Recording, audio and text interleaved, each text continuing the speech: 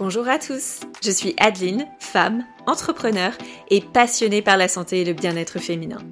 Ma philosophie, le savoir, c'est le pouvoir. Et quoi de plus puissant que de connaître son propre corps, comprendre son fonctionnement et maîtriser les réflexes préventifs à adopter pour véritablement prendre le contrôle de sa santé et de son bien-être en tant que femme. C'est au travers de discussions franches avec d'autres femmes, amies, proches ou encore collègues, mais également avec des professionnels de santé que j'ai pensé pourquoi ne pas partager ces situations, ces découvertes et autres pépites de la vraie vie avec vous toutes et tous. Bienvenue sur Naviguer sa féminité, le podcast où nous allons partager connaissances, informations et expériences pour que nous puissions toutes prendre le contrôle de notre santé et de notre bien-être tout au long de nos vies de femmes. Alors, c'est parti!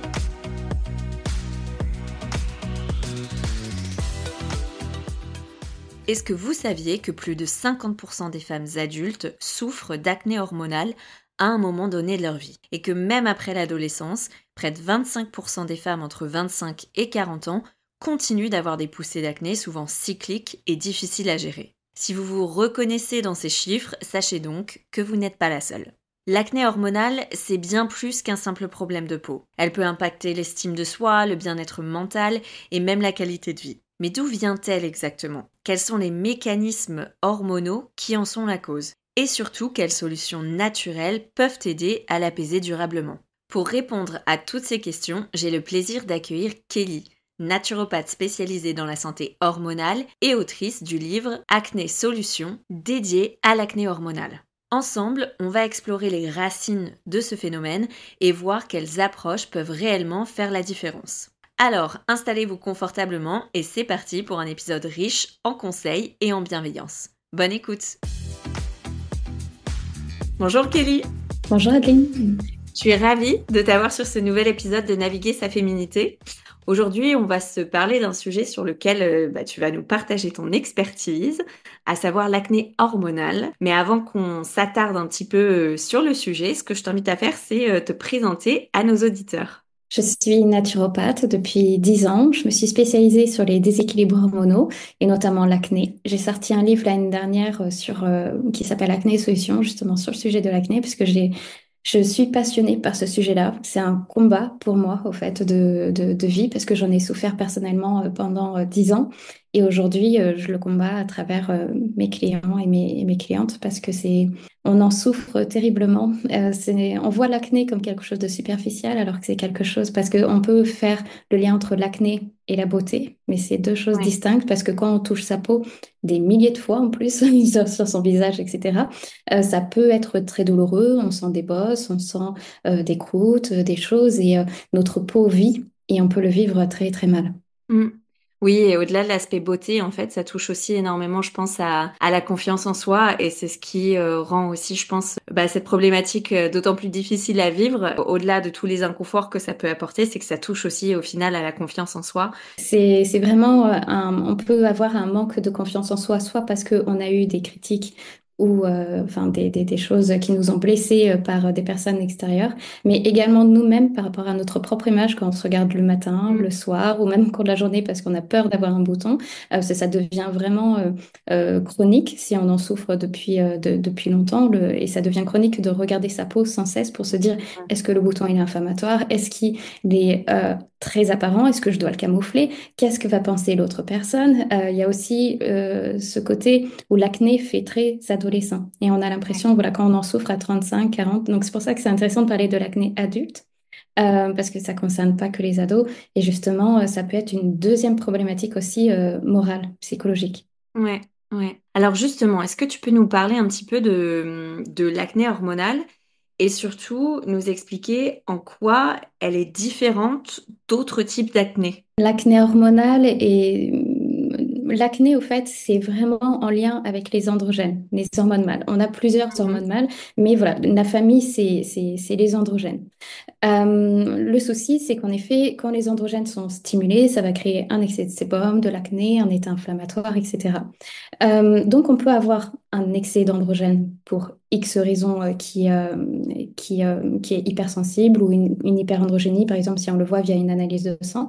Mais ça peut être aussi un déséquilibre avec des hormones féminins, c'est-à-dire l'oestrogène, la progestérone, qui peut entraîner une stimulation au niveau des androgènes et créer l'excès de sébum, l'acné, etc., une inflammation. Donc voilà c'est une acné hormonale. Enfin, ça, c'est les hormones classiques, puisqu'après, on a la thyroïde, on a la FSH, la LH, c'est Ouais. d'autres hormones encore. Mais du coup, ça va être un petit peu plus complexe. Et du coup, dans ce que je comprends, donc c'est un dérèglement hormonal finalement qui va du coup faire apparaître cette acné hormonale. Euh, Même si on a une acné d'une hygiène de vie, qu'on parlera peut-être plus tard, Mm. ou liée à notre alimentation, tôt ou tard, au fait, c'est que ça va faire un effet domino et ça va se répercuter sur les androgènes, les hormones mâles et déclencher de l'acné. Et il y a un énorme lien avec D'accord. notamment enfin, un équilibre ou déséquilibre de la femme entre l'oestrogène et les androgènes qui peuvent être perturbés quand, par exemple, on a un manque de progestérone, un excès d'oestrogène. Forcément, ça va créer un déséquilibre qui peut se manifester par plusieurs autres symptômes que de l'acné et qui va se répercuter finalement. C'est pour ça que je parle de finalité sur les hormones mâles et les androgènes. Ok. Et comment est-ce que on peut reconnaître que l'acné que l'on a est effectivement une acné hormonale? Parce qu'il y a différents types d'acné et parfois c'est hyper dur de se dire est-ce que ça vient d'un déséquilibre hormonal? Est-ce que ça vient d'autre chose? Il y a ces théories qui disent que en fonction de la zone du visage, c'est justement un signal vis-à-vis de la source justement de cette acné. Du coup, comment est-ce qu'on peut savoir que c'est de l'acné Oui. hormonale ou autre chose? C'est vrai que c'est important de savoir parce que même si la finalité, bon, c'est les androgènes qui vont déclencher tout ça par effet domino, mais au fait, c'est surtout de vérifier qu'est-ce qui cause. Est-ce que c'est uniquement les hormones mâles pour plein d'autres raisons, disons qu'on peut avoir uniquement une hypersensibilité ou une hyperandrogénie ou le SOPK mais voilà, donc il faut savoir en effet quelle hormone. Donc est-ce que ça concerne uniquement ces hormones-là ou en effet est-ce que ça peut concerner un manque de progestérone ou une dominance en oestrogène? Faire peut-être une analyse de sang pour vérifier qu'est-ce qu'il en est. Surtout si on a un déséquilibre hormonal dans le sens où on a un cycle irrégulier ou d'autres symptômes relativement importants qui va nous donner un signal d'alarme. Surtout par exemple si c'est la thyroïde et autres, bah, ça servira strictement à rien de travailler sur les hormones mâles alors que au fait c'est la thyroïde qu'il faut travailler ou les oestrogènes, etc. Et en effet, c'est intéressant ce que tu dis sur le fait que on représente souvent l'acné hormonale sur le visage, parce que Mhm. c'est vrai que c'est très parlant. Souvent l'acné hormonale se manifeste plutôt en bas du visage, au niveau du menton, sous la mâchoire, les joues peu au niveau du front. C'est vrai que le front va être plutôt lié du côté hépatique, foie. Au niveau du dos, surtout quand on souffre uniquement de l'acné du dos et pas du tout au niveau du visage, ça peut être uniquement les androgènes. Après, ça reste comment je pourrais dire, une généralité. Il faut Mhm. pas se dire, bon, j'ai que de l'acné ici ou là, que donc ça veut dire ça. Il faut quand même écouter son corps et peut-être faire des analyses de sang, etc., confirmer. Est-ce que c'est... Mais en effet, c'est plutôt rare d'avoir uniquement de l'acné au niveau du front ou Ouais. au des joues, tempes, et puis que ce soit pas du tout hormonal. Quand on parle d'acné hormonale, est-ce que c'est une acné qui serait typiquement une acné en continu? Je pose cette question parce que il y a beaucoup de femmes aussi qui font l'expérience d'une acné hormonale temporaire, entre guillemets, ou en tout cas à un moment très ciblé du cycle. Oui. C'est justement l'un des signes qui va nous montrer que c'est sans doute qu'une acné hormonale et pas du tout digestive, pas du tout par rapport à un stress que l'on peut vivre ou par rapport si on est tombé malade et que ça s'est répercuté. Enfin, donc ça, c'est sûr que si on a une pause de 5 jours ou de 6 jours, ce qui Mm. peut paraître peu, mais au fait, si c'est cyclique, si c'est toujours au même moment, ça pourrait nous indiquer des pistes à voir au niveau hormonal. Et notamment si l'acné s'aggrave à l'inverse avant les règles, pendant les règles, ensuite. Parce qu'en fait, on peut avoir quand même de l'acné en continu, mais il y a des pics d'aggravation et il y a des Ouais. moments où ça s'améliore un petit peu. Et ça aussi, ça peut être intéressant de voir est-ce que c'est tout le temps similaire mois après mois. Il peut y avoir d'autres cas, c'est-à-dire dans le sens où on a un cycle irrégulier on peut ne pas forcément avoir d'ovulation et pour le Mm. coup, on peut avoir des règles tous les 2 mois. Et bizarrement, il y a certaines personnes, alors ça peut être dans les deux cas, soit ça va s'aggraver quand on ne retrouve pas ces règles assez rapidement, quand le cycle est totalement irrégulier. Et d'autres personnes, au contraire, elles vont avoir une pause d'acné parce que les hormones sont relativement basses, alors pour plein de raisons là aussi. Ouais. Mais là aussi, ça va nous indiquer, oui, ok, l'acné est vraiment hormonal. C'est pas forcément lié à l'hygiène de vie, les cosmétiques ou plein d'autres choses. Ok. Et du coup, est-ce que tu peux nous en dire un petit peu plus sur le rôle joué par l'équilibre hormonal, le fameux, et comment on peut éventuellement l'influencer ou l'améliorer? On peut influencer notre équilibre hormonal. Alors, il faut nuancer tout de même parce qu'on peut influencer, mais si on parle d'endométriose, de SOPK, etc., il y a des limites quand même. Mm. On a beau tout faire d'un point de vue hygiène de vie, à un moment donné, il faut travailler les hormones. Ouais. Enfin, en tout cas, soutenir le corps. Mais en effet, si on a un déséquilibre, enfin, un mauvais sommeil, ou beaucoup de stress dans notre vie quotidienne et qu'on a du mal à gérer si on a une alimentation très sucrée avec des plats industriels ou si alors ça souvent on va avoir des troubles digestifs aussi également parallèles qui va nous signaler que l'alimentation n'est pas trop adaptée. Également on peut partir dans des choses où des fois on veut peut-être trop bien faire ou si on a des convictions, par exemple si on est végétarienne ou flexitarien et qu'on voit que ça soit c'est allé trop rapidement, soit c'est pas très bien fait. Ça entraîne des carences qui se répercutent sur le cycle hormonal et sur les androgènes, l'acné, etc. Donc, toute l'hygiène de vie peut influencer en bien et en mal Ouais. notre équilibre hormonal et bien sûr l'acné. Donc, toutes les bonnes choses à faire, c'est d'avoir un bon sommeil, surtout dormir suffisamment. Mhm. Euh, C'est Après, là quoi aussi, il y a dormir? les... C'est quoi dormir Suffisamment, alors suffisamment? c'est de s'écouter. C'est surtout de s'écouter. Mhm. Certaines personnes, 8 heures, ce sera suffisant. Pour moi, personnellement, c'est pas suffisant. Il me faut 9 heures. Sinon, je suis pas très bien, je suis plus stressée, je suis pas en forme. Et donc, je vais créer davantage un état inflammatoire et possiblement de l'acné si ça tombe comme par hasard au pire moment avant les règles ou pendant les règles, ça va me rendre davantage plus sensible et Mhm. notamment d'un point de vue nerveux. Et peut-être pour rebondir sur l'aspect alimentaire que tu évoquais, est-ce qu'il y a des éléments qui sont particulièrement à privilégier ou à éviter? Tu parlais du sucre, des aliments qui sont très processés, etc. Est-ce qu'il y a d'autres aliments qui sont vraiment à éviter ou à l'inverse à favoriser parce qu'ils peuvent aider justement à se débarrasser, peut-être pas se débarrasser, mais en tout cas limiter l'acné hormonale? Les aliments que l'on peut oublier, ça va être les protéines auxquelles on peut en manquer au cours de la journée, au quotidien, et notamment les oméga 3.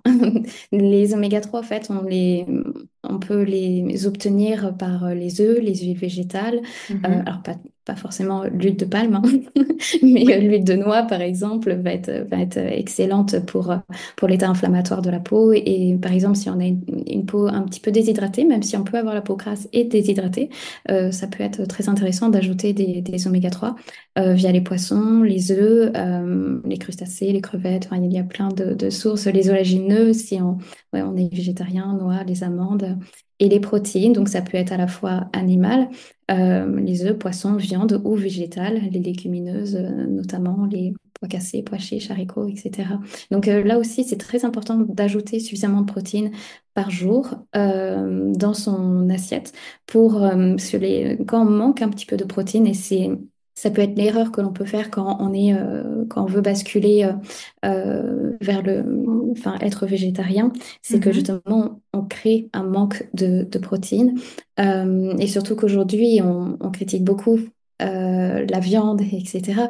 Sauf Mm. que si on souhaite le faire, dans ce cas, il faut absolument trouver d'autres sources parce que notre Ouais. corps en a besoin d'un point de vue musculaire, mais aussi d'un point de vue hormonal. Euh, Ensuite, bien sûr, boire suffisamment. Les légumes à chaque repas sont très importants. Il y aurait beaucoup de choses à dire après dans ce que tu as décrit également. Donc, en effet, il y a le sucre.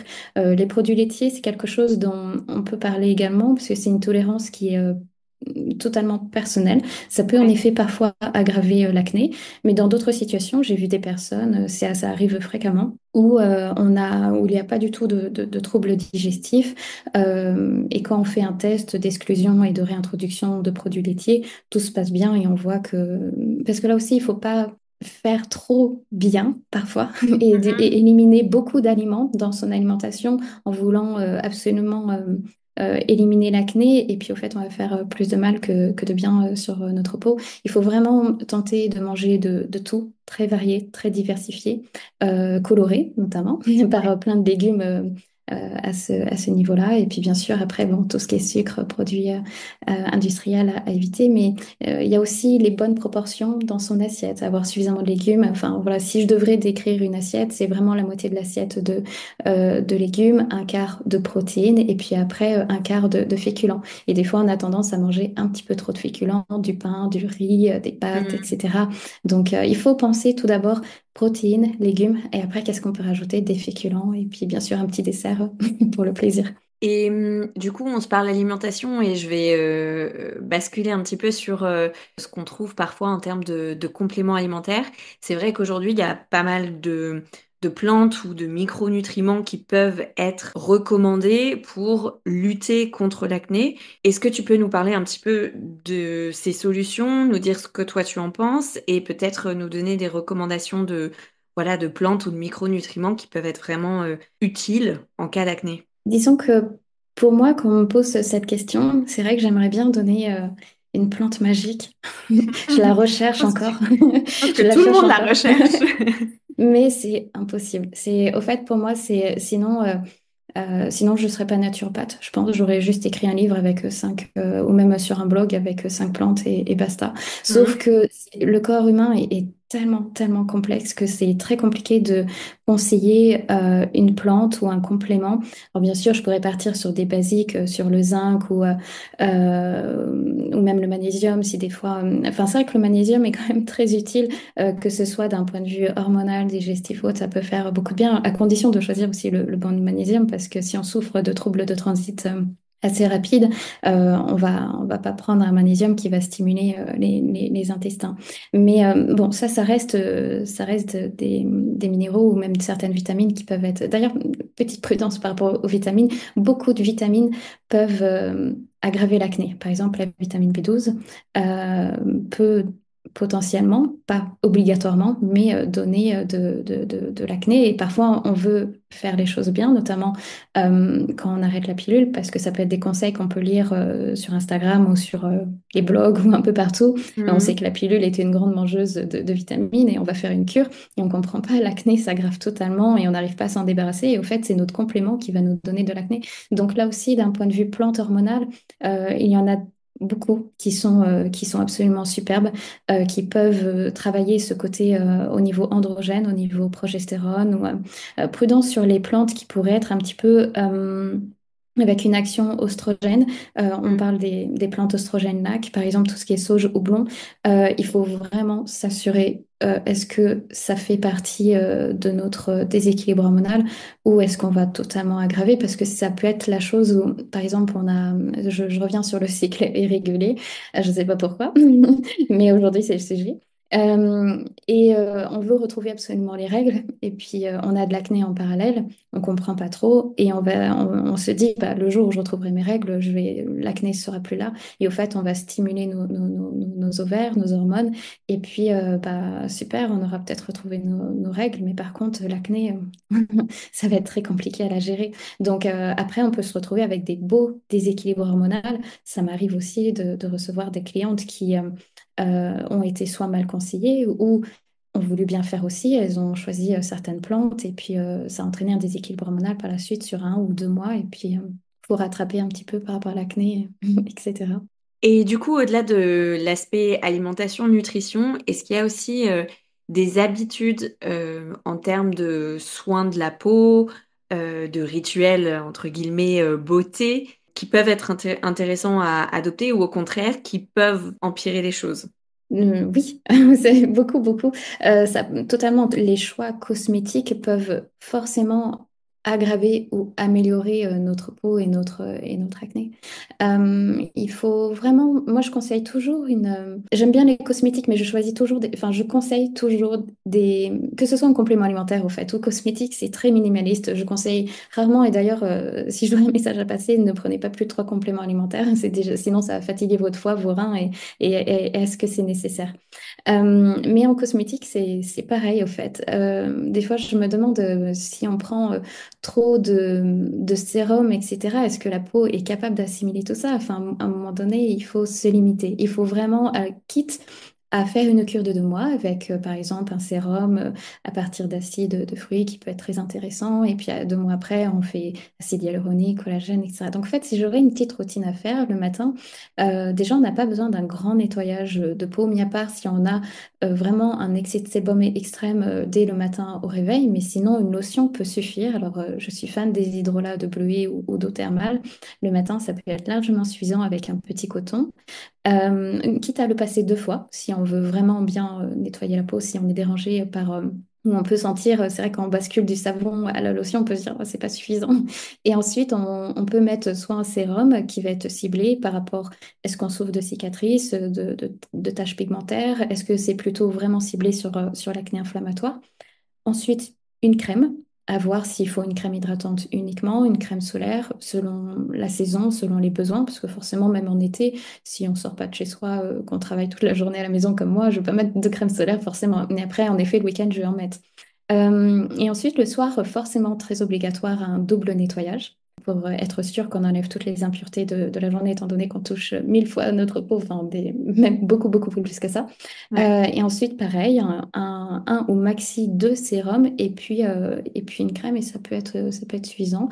Un masque et un exfoliant une fois tous les 15 jours si on a la peau normale. À sèche et puis là aussi à choisir le cosmétique selon. Et puis sinon, une fois toutes les semaines, ça peut être intéressant si on a la peau très grasse. Mais pas choisir des exfoliants et des masques trop abrasifs qui Mm. va entraîner, la peau va se défendre, ça va créer un excès de sébum et ça va aggraver la situation. Et notamment les gommages, plutôt des gommages enzymatiques quand on a encore de l'acné, les petits grains, voilà. Des fois, ça peut entraîner des surinfections et avoir le même bouton au même endroit. Donc là aussi, de bien en choisir. Et éviter surtout tout cosmétique comédogène. C'est la première chose à vérifier dans votre salle de bain, de regarder la liste des produits. Donc s'il y a une application à conseiller, ce serait INSEE qui est très bien. Pour voir si la composition est clean. Mais après, Ouais. c'est vrai que ça demande à savoir est-ce que les ingrédients qu'il y a, c'est comédogène?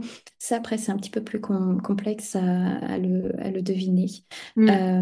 Mais après, si on utilise des huiles végétales, on peut vérifier sur Internet, enfin, ou même sur Naturel Acné Solutions, sur le blog de mon site, j'ai listé toutes les huiles végétales qui peuvent être comédogènes et qu'on peut retrouver dans certaines crèmes, certaines lotions ou autres. Oui, tu parlais justement de protection solaire et effectivement ça, en tout cas, personnellement, je trouve que c'est un produit qui est très difficile ou en tout cas pour lequel la formulation parfaite est très difficile à trouver parce que justement les protections solaires, c'est des crèmes qui vont être beaucoup plus épaisses à cause de la formulation pour protéger contre les UV et qui du coup a tendance effectivement à un peu bloquer les pores de la peau et à empirer légèrement, on va dire l'acné quand on les utilise.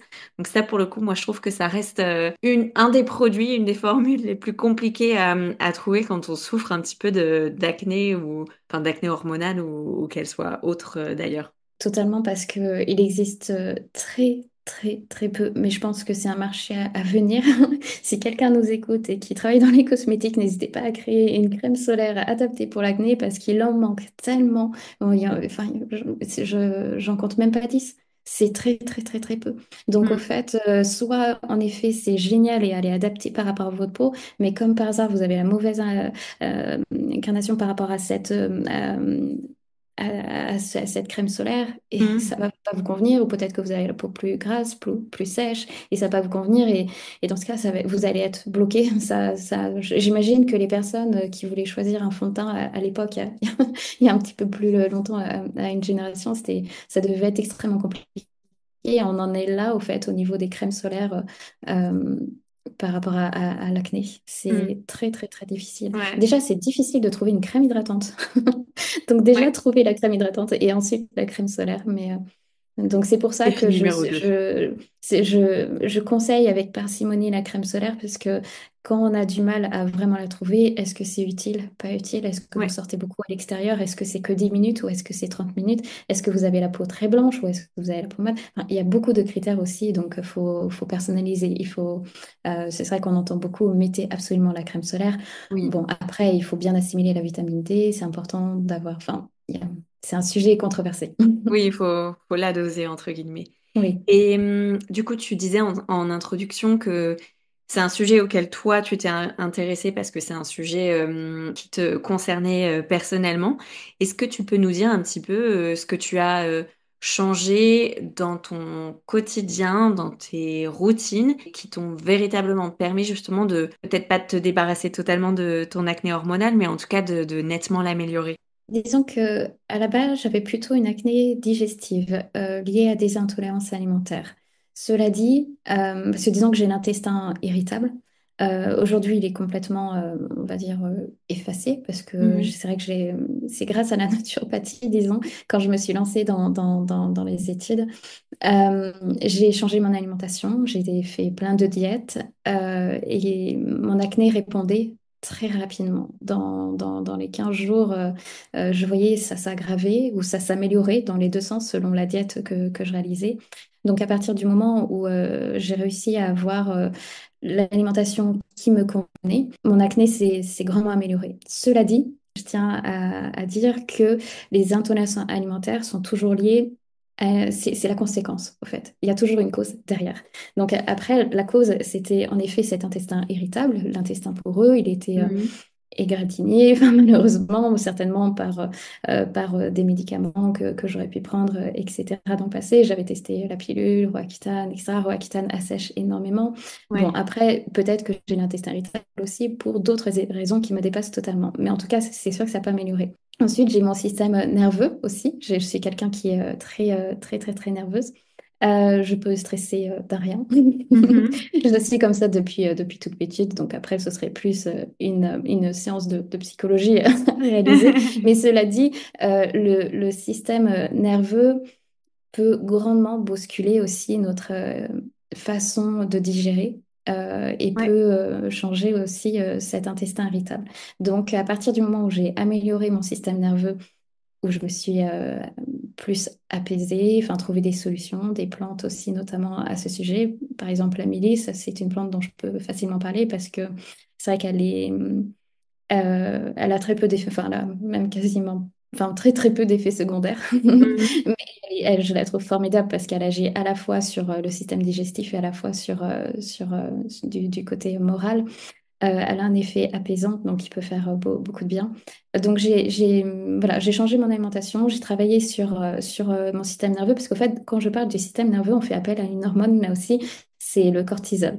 Le Mhm. cortisol, on la surnomme l'hormone du stress, mais au fait, c'est l'hormone de l'énergie. Donc, on peut comparer ça comme dans le temps, on disait, voilà, quand il y avait un animal sauvage qui nous poursuivait, il fallait absolument gérer. Et en effet, il ne suffit pas de courir, il faut une hormone pour courir.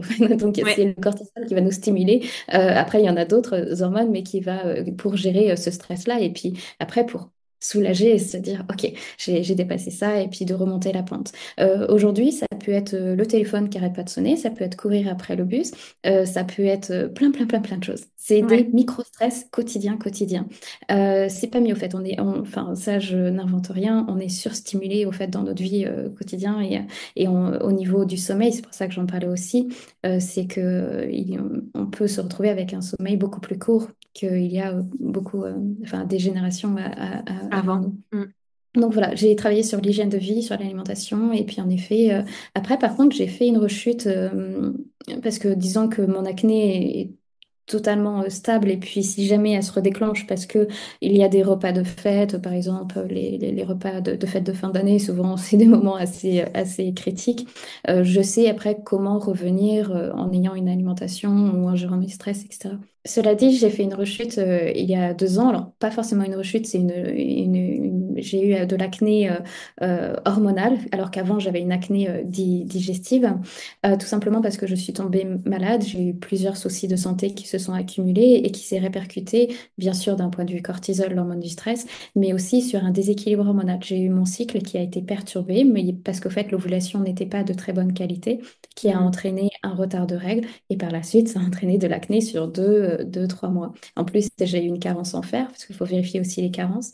Et quand j'ai résolu tout ce problème-là, déséquilibre hormonal, carence en fer, l'acné était totalement partie par la suite. Donc ça, c'est des micro-déséquilibres hormonaux que j'appelle, c'est temporaire, ça peut durer 6 mois. C'est d'autres choses que le SOPK ou l'endométriose ou beaucoup Ouais, d'autres problématiques. ouais, plus temporaire du coup. On arrive du coup lentement mais sûrement à la fin de l'épisode. Il y a une question aussi que je voulais te poser. Quel message est-ce que tu aimerais transmettre aux autres femmes qui souffrent de cette problématique, qui souffrent d'acné hormonal et à qui on recommande la plupart du temps soit une pilule, soit des traitements médicamenteux. Tu parlais notamment de Roaccutane qui sont quand même assez lourds. Toi, c'est quoi ton message? Le message à transmettre serait davantage plutôt psychologique. Avant, je passais davantage le message, et notamment dans mon livre, sur le fait que l'acné, on ne doit pas forcément la subir. Elle ne doit pas décider pour nous de notre morale au cours de la journée. Cela dit, aujourd'hui, j'aperçois davantage un mouvement où beaucoup de personnes, en effet, font beaucoup d'efforts au niveau alimentaire, au niveau hormonal, au niveau hygiène de vie, parce qu'on a beaucoup plus d'informations. En face, on peut avoir la pression, en effet, est-ce que je pars d'un point de vue naturel? Est-ce que je fais bien de prendre la pilule, etc. Ça demande une charge mentale qui est vraiment énorme. Et comme j'ai moi-même eu une acné liée au cortisol, des fois, on fait pire et ça va bousculer d'un point de vue hormonal. Donc, en fait, c'est ne culpabiliser surtout pas. Le message que je voudrais passer, c'est vraiment ça. Vous faites déjà le mieux que vous pouvez par rapport aux informations que vous avez. N'hésitez pas à être accompagné si nécessaire, mais surtout, voilà, si vous faites le maximum et que c'est compliqué, continuez si c'est compliqué pour vous de vivre avec l'acné, mais ne culpabilisez pas si vous prenez un traitement médicamenteux. En même temps, on peut faire de la naturopathie, etc. La seule chose que vous devez penser, c'est votre morale et d'être bien face à votre peau. C'est un beau message. Est-ce que toi, il y a des ressources qui t'ont aidé à naviguer cette problématique et que tu aimerais aussi potentiellement partager avec nos auditeurs ou nos auditrices qui seraient éventuellement intéressés ou qui auraient ce même type de problématique? C'est vrai que donc, bon, déjà, c'est vrai que j'aurais tendance à conseiller mon livre avec des solutions, mais c'est vrai qu'en France, en fait, il y a très peu de livres sur vraiment si on veut uniquement l'acné hormonal. Donc, c'est vrai que j'aurais plutôt tendance à vous conseiller un livre en anglais de Hormonal Acne Solution du docteur Loon. Après, si vous voulez comprendre l'équilibre hormonal, peut-être que ça a été dit à d'autres épisodes du podcast, mais il y a le cycle féminin et Mm. contraception naturelle de Audrey Guimau aussi qui est très bien. Alors, ça parle pas forcément de l'acné, mais au moins de voir est-ce que on peut avoir un désir. Parce que quand on parle d'acné hormonal, on a l'acné, mais on a d'autres symptômes forcément. Et on peut, en lisant ce livre, se retrouver dans quelques profils ou symptômes et mieux comprendre aussi comment se passe notre corps. Super, super. Bah, je mettrai toutes ces petites références en descriptif de l'épisode pour celles et ceux qui seraient éventuellement intéressés. Pour éventuellement poursuivre la conversation, est-ce qu'il y a un moyen de pouvoir te contacter? Oui, bien sûr, on peut me contacter soit sur Instagram, Naturopathe Kelly, même si je suis un peu moins présente en ce moment, mais sinon sur naturalacnesolution.com également, que ce soit à travers mon blog ou en m'envoyant un message directement, et ce sera avec plaisir d'y répondre. Super. Bah, de la même manière, je rajouterai tout ça en description de l'épisode. Bah, merci beaucoup, Kelly. Merci d'avoir partagé ton expérience et ton expertise avec nous. Je te souhaite une très belle continuation et à très bientôt. Je te remercie beaucoup. Si vous avez la sensation d'avoir découvert quelque chose de nouveau sur vous-même, votre corps ou votre santé aujourd'hui, je vous encourage vraiment à partager cet épisode avec les femmes qui vous entourent. Votre expérience et vos réflexions pourraient faire toute la différence dans la vie de quelqu'un d'autre. Pensez à vous abonner pour ne pas passer à côté du prochain épisode. Et si vous avez envie de donner un coup de boost à ce podcast, n'hésitez pas à nous laisser 5 étoiles. À très vite!